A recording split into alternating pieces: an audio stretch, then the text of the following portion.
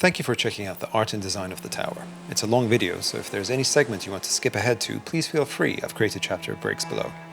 As the video plays, you'll hear the suite of music I composed for the game, see my DAW sequencer on the left, and whatever I'm talking about highlighted with examples on the right. Enjoy.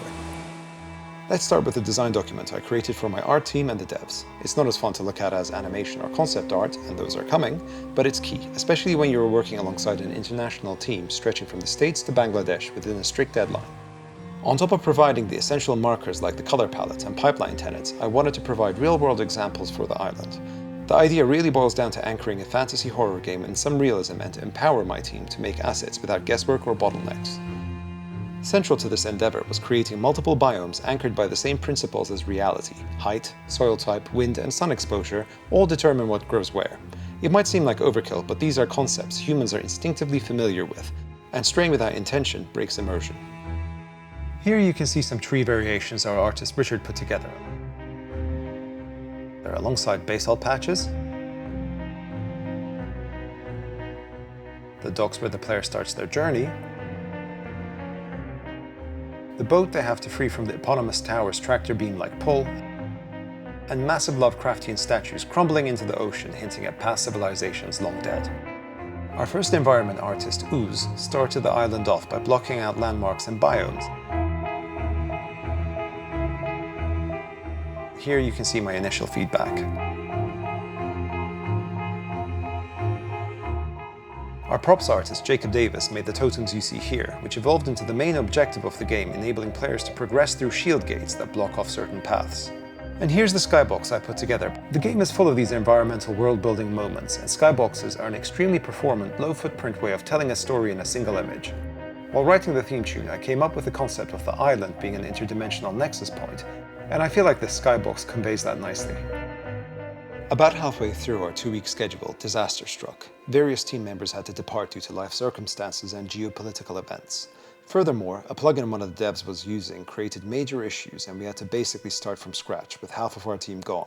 I ended up as level designer and created the island in Cinema 4D with Insidium fused, manually carving out choke points and paths for the player to navigate. I passed the base model along to the team, annotated with location headers so everyone would be on the same page.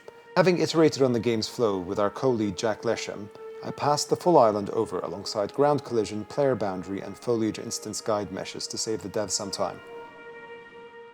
Meanwhile, our environmental concept artist Alec had done a great job of blocking out unconventional ruins and tower, which up until this point was a lighthouse. I took his concepts and iterated on them to be more game engine friendly and hew closer to the design document. My first pass included a maze for the player to navigate, which was scrapped due to time.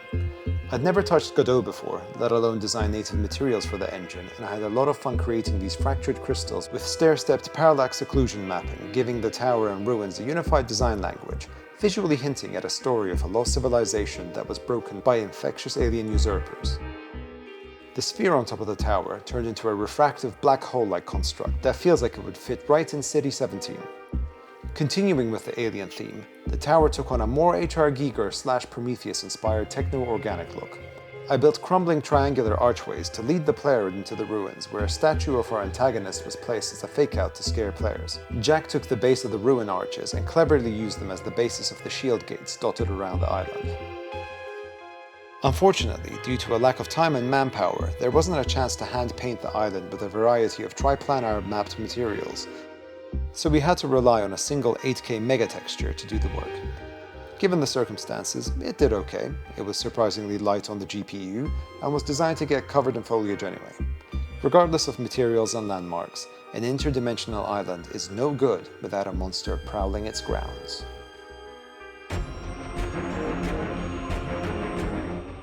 The lead developers Shadow and Jack gave me free rein over the monster design, and I painted the 2 variations of Benny that you see here, a lighter version that would recede into fog and a darker version that would disappear into the shadows save for its glowing eyes. When put to a vote, the team decisively chose the dark variant. I think my design inspirations are quite evident. Benny is an inbred specimen exhibiting retrogenia that really is a combination of Count Orlok from F.W. Murnau's Nosferatu, the Reapers from Guillermo del Toro's Blade 2, with some design elements of H.R. Giger's Xenomorph, like the gate and elongated skull, all combined with proportions resembling a sensory homunculus. And rather disturbingly, here's the initial build of Benny before I got onto texture work.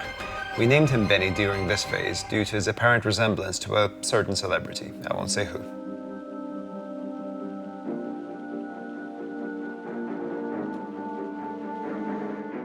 Here you can see the diffuse and roughness maps I created for Benny's dark, mottled and blood-soaked skin. I took every opportunity to tell a story and say something visually, and Benny's textures were no exception. The placement of the blood wordlessly suggests that he uses his abnormally large thumbs to pierce and hold his victim in place, that Benny eats them, and if you look closely, he does some less mentionable things as well. And here's our boy. I proceeded to render out turntables and range of motion tests to inform the team's lighting, enemy AI, and environment design work on how Benny would look at different angles and under different lighting conditions.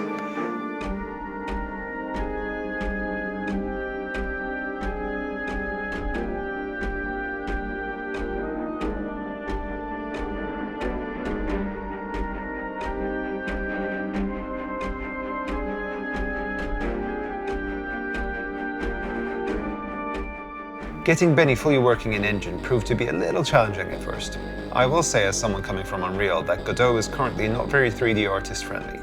The engine doesn't accept Alembic files. Animated FBX imports, which are an industry standard, have an unintuitive implementation with too many steps requiring multiple re-imports and manual path saving.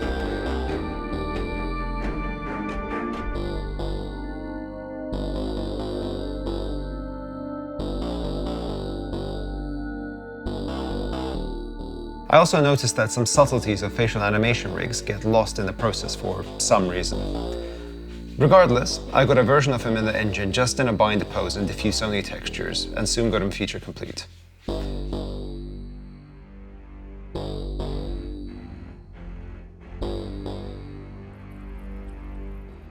I was given a rough map of Benny's behaviors by Delta and proceeded to create the animation and sound design. The body animation is a mix of mocap data and keyframe animation, while the face is fully keyframed. When it came to sound design, I voiced Benny and put the result through ShaperBox, combined with recordings of my cat eating, pigs sleeping, and reversed elephant trills.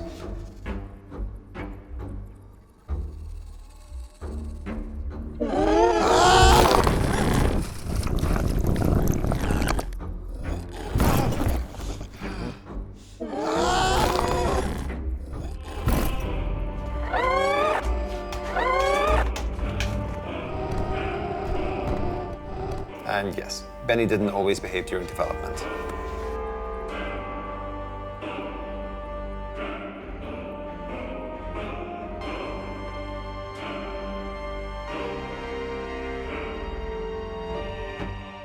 The theme of the game jam was invincible, so the devs decided that you couldn't kill Benny, only repel him with a magic shield. I devised a magic system that, well, was basically Doctor Strange. The player hands are all keyframe animated with the intent of showing the strain that keeping the shield deployed puts the player through.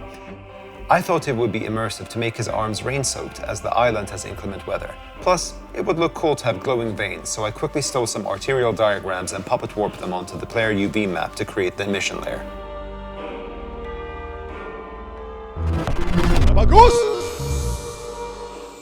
As always, the sound design tells a story. I voiced the character and created the activation sound with some synths. I introduced a rising shepherd tone into the mix, and towards the end added sounds of ice creaking and cracking to telegraph shield status to the player. Early on, I decided that if you kept the shield going until your stamina runs out, the barrier would push back and break the player's hands. I'm happy with how that came out. Oh, also, the bone-breaking sounds were me in my kitchen snapping celery stalks. Oh, no.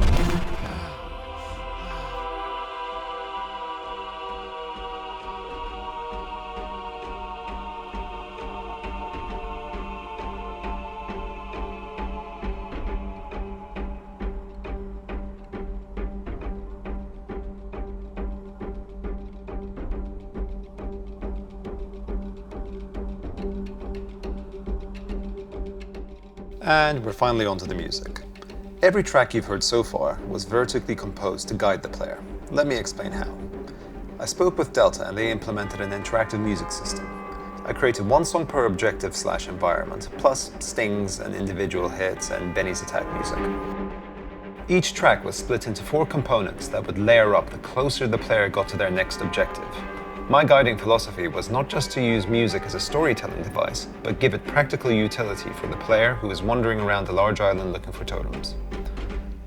The music essentially acts like a minimap or objective marker by way of a game of Marco Polo.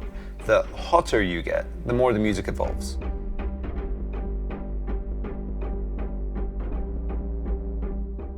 Here you can see some of Delta's actual implementations in Engine.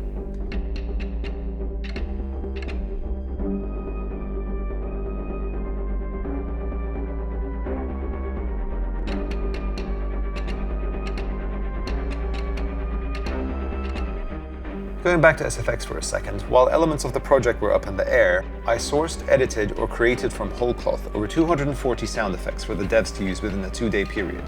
My goal was to make sure that everything had cohesive intent behind it, and to cover any eventualities so we wouldn't waste time hunting down assets close to the finish line.